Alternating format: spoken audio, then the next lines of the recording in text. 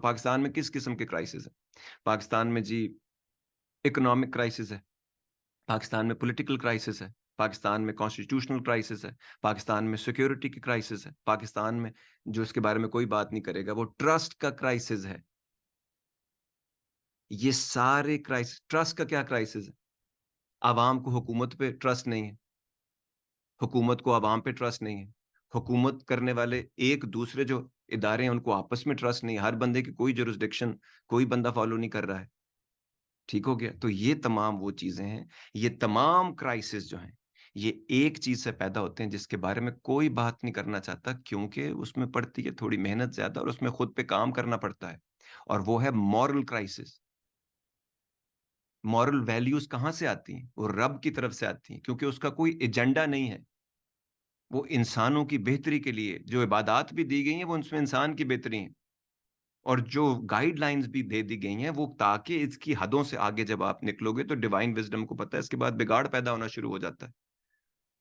तो moral values क्या होते हैं? इखलाकियात आप जिसे कहते हैं। तो जब आप इखलाक अपने हद के अंदर रहना है, किसी चीज में भी अपने हद के अंदर रहना, तकवा भी इसी को कहते हैं। तो जब आप हद से बाहर निकलते हैं, इखलाक की हद से जब आप निकलते हैं तो बद इखलाकी जन्म लेती है, उससे बदतमीजी, बदतहजीबी, लड़ाई झगड़े, नफसा नफसी पैदा होती है, और उसी के बाद ये सारे बहरान पैदा होते हैं।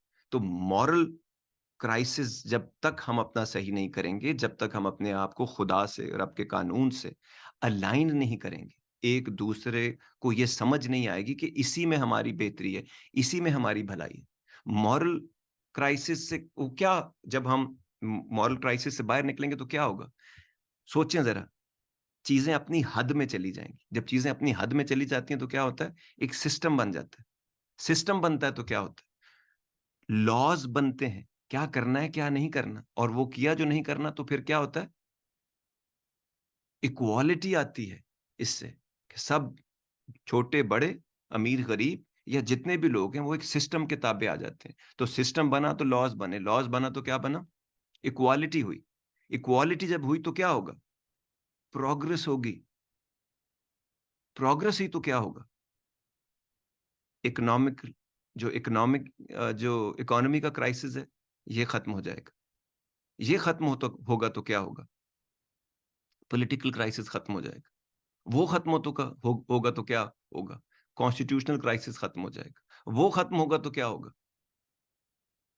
आपकी जितने भी मैंने अभी सिक्योरिटी का, जब कॉन्स्टिट्यूशनल क्राइसिस खत्म होगा तो सिक्योरिटी का क्राइसिस भी साथ ही खत्म हो जाएगा। तो ये सारी चीजें इंटरलिंक्ड हैं।